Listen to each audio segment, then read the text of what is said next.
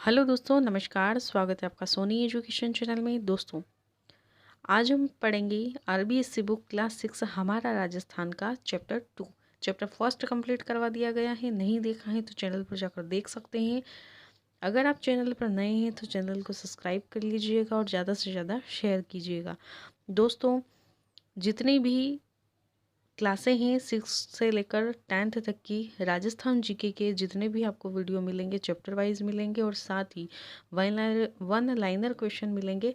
और आपको चैप्टर पढ़ने की ज़रूरत नहीं है, इतने अच्छे से क्वेश्चन बनाए गए हैं। स्टार्ट करते हैं हम अध्याय 2 राजस्थान का इतिहास। फर्स्ट क्वेश्चन है, प्राचीन समय में जो राजस्थान था वह किस में विभक्त था? तो प्राचीन समय में राजस्थान जनपद एवं अंचल में विभक्त था। अगला प्रश्न है, प्राचीन समय में जनपद एवं अंचल किस नाम से जाने जाते थे? तो भौगोलिक स्थान अथवा वहां रहने वाली जातियों के नाम से जाने जाते थे, जैसे कि जांगल, मरु, अर्जुनायन, शिवी, मेवात, हाड़ौती आदि। नेक्स्ट क्वेश्चन है, प्राचीन भारत में आर्यों ने किसे मिलाकर अपने राज्य एवं जनपदों का निर्माण किया था? यानी कि जो प्राचीन समय में आर्य थे वह किसे मिलाकर, उन्होंने मतलब क्या मिलाकर अपने राज्य एवं जनपदों का निर्माण किया था? तो छोटी छोटी जो बस्तियां थी उन्हें मिलाकर राज्य का निर्माण किया और जनपदों का निर्माण किया। अगला प्रश्न है, राजस्थान के कई जनपदों का उल्लेख हमें किस ग्रंथ में मिलता है? यानी कि कुछ जनपद हैं जिनका उल्लेख हमें महाभारत एवं संहिता ग्रंथों में देखने को मिलता है, या फिर इन जनपदों का वर्णन महाभारत एवं संहिता ग्रंथों से हमें प्राप्त होता है। अगला प्रश्न है, मरु प्रदेश की जानकारी हमें किन ग्रंथों से प्राप्त होती है, या फिर मरु प्रदेश का जो वर्णन है वह किन ग्रंथों में है? ऋग्वेद सहित पौराणिक ग्रंथों में, रामायण, चरक संहिता, महाभारत एवं बृहद संहिता में हमें मिलता है। अगला प्रश्न है, आर्यों का प्रारंभिक जनतंत्र कौन सा था? तो आर्यों का जो प्रारंभिक जनतंत्र था वह मरु प्रदेश था। आईएमपी क्वेश्चन है, याद रखिएगा। अगला प्रश्न है, मरु प्रदेश में वर्तमान के कौन से क्षेत्र आते हैं? यानी कि जो वर्तमान के क्षेत्र हैं वे कौन से हैं जो मध्य प्रदेश के अंतर्गत आते थे? बीकानेर, नागौर, चूरू, गंगानगर, जैसलमेर एवं बाड़मेर। अगला प्रश्न है, जांगल प्रदेश में वर्तमान के कौन से क्षेत्र आते हैं? बीकानेर, नागौर एवं जोधपुर का कुछ भाग। नेक्स्ट, जांगल प्रदेश की राजधानी कौन सी थी? तो जांगल प्रदेश की राजधानी अहिछत्रपुर थी। अहिछत्रपुर का साम्य वर्तमान में किसके समान प्रतीत होता है? तो अहिछत्रपुर का साम्य जो है वह नागौर के समान प्रतीत होता है। नेक्स्ट है, यादव वंश के बलराम एवं कृष्ण द्वारिका जाते समय किस क्षेत्र से होकर गुजरे थे? जंगल प्रदेश से होकर गुजरे थे। और पहले किसी एग्जाम में ये क्वेश्चन पूछा जा चुका है। और बलराम और कृष्ण जो थे वह यादव वंश के थे। और यह कहाँ गए थे? द्वारिका। द्वारिका जाते समय यह जंगल प्रदेश से होकर गुजरे थे। अगला प्रश्न, किस जनपद का उल्लेख ऋग्वेद में मिलता है? तो मत्स्य जनपद का उल्लेख ऋग्वेद में हमें मिलता है। अगला प्रश्न है, महाभारत काल में मत्स्य जनपद की राजधानी क्या थी? तो महाभारत काल में मत्स्य जनपद की राजधानी विराटनगर, जिसे बैराट के नाम से भी जाना जाता है।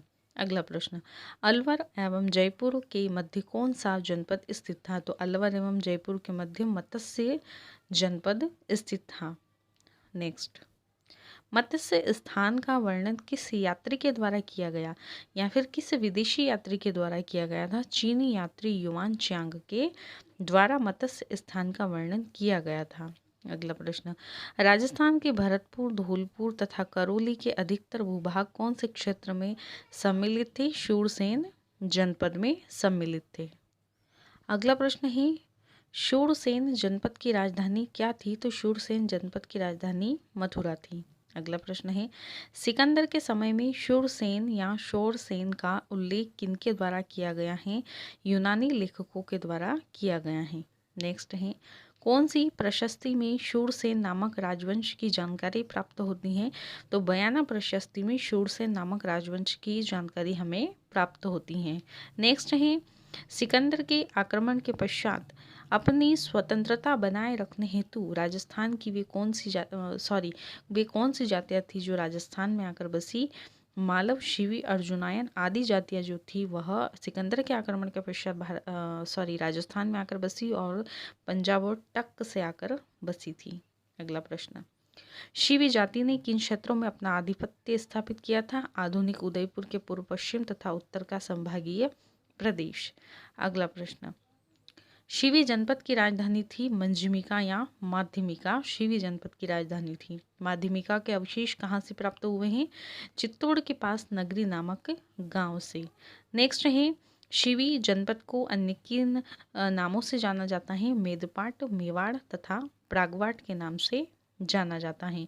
नेक्स्ट है, राजस्थान के किस क्षेत्र में अर्जुनायन का आधिपत्य था? तो अर्जुनायनों का जो आधिपत्य था वह भरतपुर और अलवर क्षेत्र में था।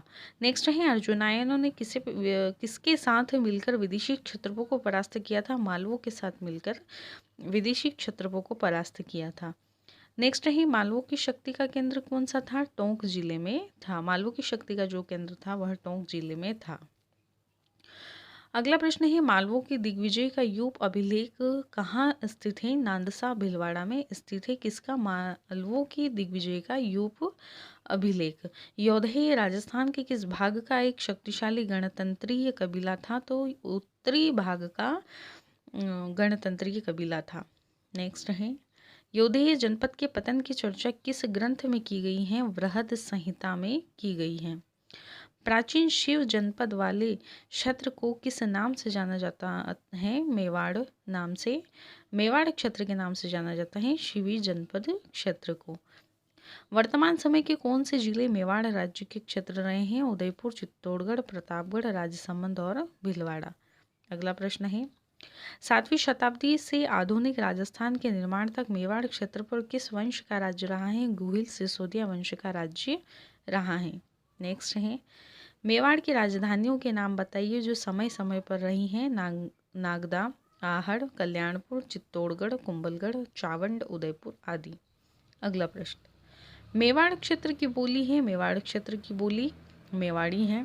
अगला प्रश्न, राजस्थान के कितने क्षेत्र वागड़ के नाम से जाने जाते हैं? तो राजस्थान के 2 क्षेत्र वागड़ के नाम से जाने जाते हैं। डूंगरपुर बांसवाड़ा का क्षेत्र, पिलानी के पास नरहड़, भादरा, नौहर तथा कनाड़ा का क्षेत्र।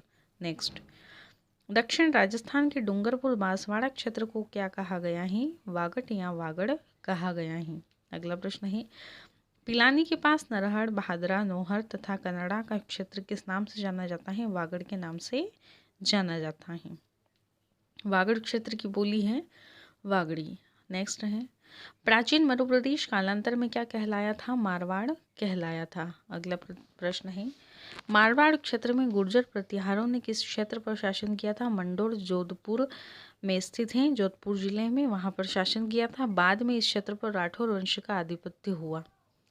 अगला प्रश्न है, आधुनिक बूंदी और कोटा का क्षेत्र क्या कहलाता है? हाड़ौती कहलाता है और इस तरीके के क्वेश्चन एग्जाम में पूछे जाते हैं। प्राचीन काल में हाड़ौती क्षेत्र पर किस जनजाति का आधिपत्य था? तो मीणा जनजाति का आधिपत्य था। बूंदी का नामकरण कैसे हुआ? मीणा वंश जो था, मीणा वंश का बूंदा के नाम पर हुआ था बूंदी का नामकरण। अगला प्रश्न, कालांतर में चौहान वंश की किस शाखा ने हाड़ौती क्षेत्र पर अधिकार किया था? हाड़ा शाखा। अगला प्रश्न है, हाड़ौती क्षेत्र की बोली को किस नाम से जाना जाता है? हाड़ौती के नाम से जाना जाता है। जयपुर के आसपास का क्षेत्र किस नाम से प्रसिद्ध रहा है? ढूंढाड़ क्षेत्र के नाम से प्रसिद्ध रहा है।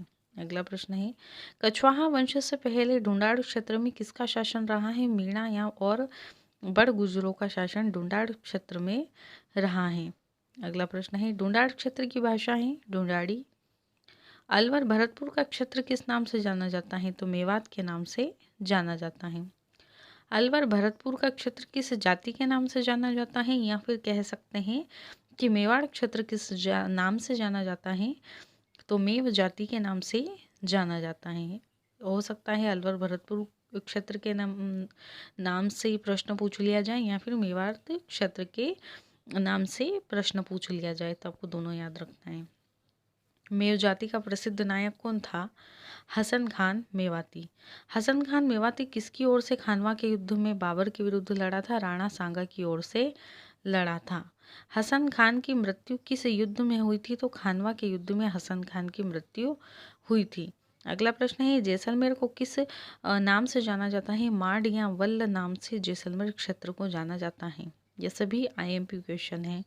जोधपुर का दक्षिण भाग किस नाम से जाना जाता है? गुर्जरत्रा के नाम से जाना जाता है। पूछा जा सकता है कि कौन सा क्षेत्र गुर्जरत्रा के नाम से जाना जाता है, तो जोधपुर का दक्षिणी भाग। प्रतापगढ़ को किस नाम से जाना जाता है? कांठल प्रदेश के नाम से जाना जाता है। झालावाड़ क्षेत्र को मालवा क्षेत्र के नाम से जाना जाता है। अगला प्रश्न है, झुंझुनू सीकर चूरू वाला क्षेत्र किस नाम से जाना जाता है? शेखावटी क्षेत्र के नाम से। ब्यावर अजमेर का क्षेत्र मेरवाड़ा नाम से जाना जाता है। अगला प्रश्न है, प्राचीन ग्रंथों में सबसे प्रथम वेद है ऋग्वेद। क्षत्रप शब्द का प्रयोग किस हेतु किया गया? प्रांत का मुखिया, राज्यपाल। भारत में शक जाति के शासकों हेतु प्रयुक्त होता है। पूछा जा सकता है कि भारत में शक जाति के शासकों हेतु प्रयुक्त होने वाला शब्द है क्षत्रप। इसे प्रांत के मुखिया के नाम से, राज्यपाल के नाम से भी जाना जाता है। ये 62 क्वेश्चन थे इस वीडियो में। मुझे उम्मीद है कि आपको ये वीडियो पसंद आई होगी। आगे भी इसी तरीके के क्वेश्चन आपको मिलेंगे। दोस्तों, चैनल पर नए हो तो एक बार फिर मैं याद दिलाती हूँ कि चैनल को सब्सक्राइब कर लीजिएगा। वीडियो अच्छी लगी हो तो लाइक शेयर ज़रूर कीजिएगा। धन्यवाद।